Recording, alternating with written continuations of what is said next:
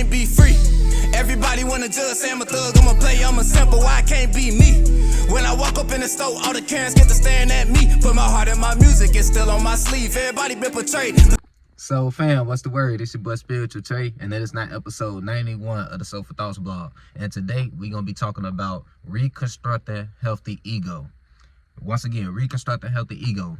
Before we dive into it, don't forget to like, subscribe, and share if y'all want to see our boy in the algorithm.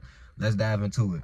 Now, step one to reconstructing a healthy ego is to connect with God, which basically means connect with yourself. You want to get as much solitude as possible so you can meditate and self-reflect as much as possible. The reason you want to do that because it's going to make step two open up, which is validation detachment.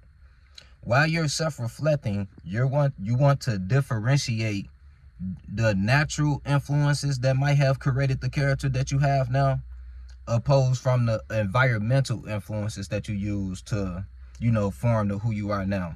And it's just to grab an understanding of the more natural aspects of you and the aspects of you that were created by your environment. Not even so you can just, because it's nothing wrong with being influenced by your environment to a certain degree. This is not even to get rid of all your characteristics that might have been influenced. It's just so you can have a higher awareness of what is really truly you and what you might be indulging in to fit in with your environment, right? You want to develop this understanding. Now, step three is going to be to expand your space. And you do that by developing new talents, facing fears, because when you face your fears, that's one of the quickest ways to, develop growth, right? To face, to face your fears. So you want to do something that you've always been scared to do, or just, you always felt like, whatever reason, whatever mental blockage that kept you from doing it, you want to do certain things that pique your interest, but fear might be holding you back, right? So you want to face your fears. You want to develop a unique clothing style, just to develop your own little unique vibe. All of these things are going to expand your space and help you develop some individuality. You feel me? Because step four is to take pride in that individuality that you do build. You feel me? And I don't got to spend too long on this step. It's obvious why you want to take pride in your individuality, right? Because once again, it's separating you from any environmental influences that might be forming this false character that you've been running with, okay? So you're going to take pride in the new talents you form. Take pride in the fact that you faced fears to become this person that you are now. Take pride in a unique clothing style, the unique jewelry you might wear, whatever case it might be, to really show your presence as a spirit. And develop new hobbies. You feel me? Just develop new hobbies. Develop a new routine, a new morning routine. That's something else you want to develop. Just expand your space and do all of the things that you probably have been wanting to do, but for whatever reason you haven't done. You feel me? And take pride in the individuality that comes from that. Now step five is to take pride in your physical health. Because no matter what space you're in as a spirit, right? None of us are here to mistreat our body. So if you are mistreating your body, like eating unhealthy foods, never feeding it anything healthy, you never working out, you never stretch your muscles, you are separate from God. You feel me? You are separate from the overall space when you're doing that, because the overall, that's not a mechanism that we naturally create. That's a mechanism that comes from reactions to the environment, such as depression. My bad, family, I got a call, but yeah.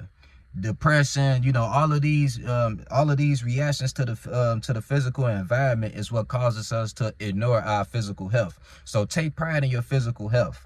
Now, step 6 is to form a purpose-driven nature. Why? Because it's just gonna always be that reminder for your ego of what's really important. You feel me? Because from the new talents you form, or from any other old talents that you just were neglecting, you're gonna eventually form a purpose. Especially you developing your own unique style. You got your own morning routine going. All of these are gonna stimulate your mind and put you in a space to where you could develop purpose, right? And with this purpose, like I say, it's gonna be a reminder for the ego to not get lost. You feel me? It's gonna be something to center your healthy ego around. You feel me? So anytime you might be getting lost in your environment, you can always come back to that space of knowing what's truly important, which is whatever mission that you're on, right? Right. So that's going to be step 6. Now, step 7 is to build new boundaries, just to protect, your new energies, protect your new vibe. When you're going into situations, it's always going to be energies around you trying to influence you to dive into them. you have to build boundaries and make sure people respect the new version of you that's coming out, right? You want to make sure people actually respect this new version of you, so they don't be trying to purposely entice you to go back into your old ways or whatever. And you do this just by simply forming boundaries. Now, step 8 is to use habits as rewards. Why? Because it's the easiest thing to get lost in is our desires, right? And it's so easy to center our life around the desires that we use to cope with life, right?